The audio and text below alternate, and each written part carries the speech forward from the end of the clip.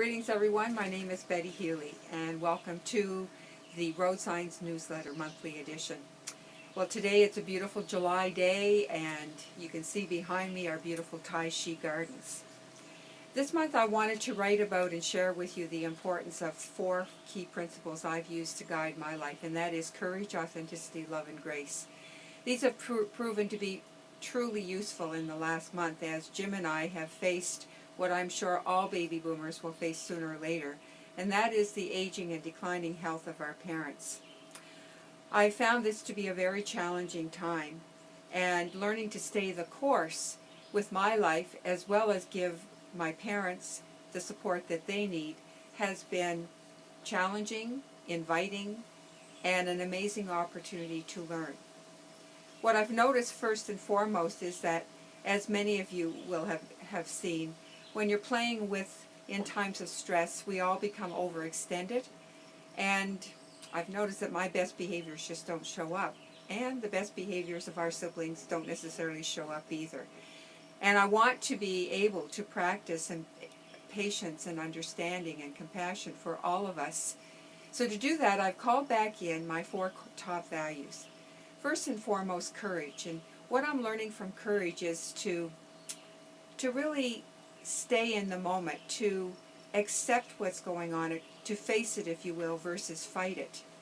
I've learned that fighting it is because I don't want these things to be happening, and yet they are. If I face it, however, I can find some calmness and resilience inside of me that allows me to move forward. Secondly, authenticity, and by that I mean standing in my power. I find it so easy to be pulled out of it.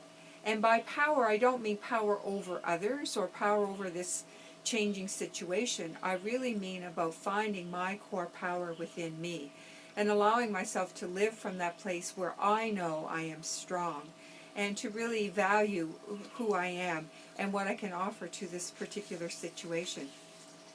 Thirdly, of course, is love. And I always say to people, love what you do, why you do it, and who you do it with and for every day. Well, it's sometimes difficult to love this situation, and I find myself visiting fear, and of course its twin sister, worry. But what I notice that fear is always in the future, and if I can bring myself back to love, it keeps me in that mindful moment of the here and now, and allows me to deal with what's right in front of me, rather than projecting someplace else. And finally, perhaps my favorite one is grace. Grace has taught me to really go with the flow, and it's taught me everything I know about intentionality.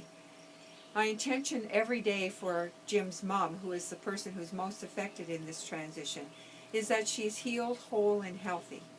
And what I'm learning is I have to disengage from what that even means. Healthy may mean something very different in the long term than what I'm intending in this moment.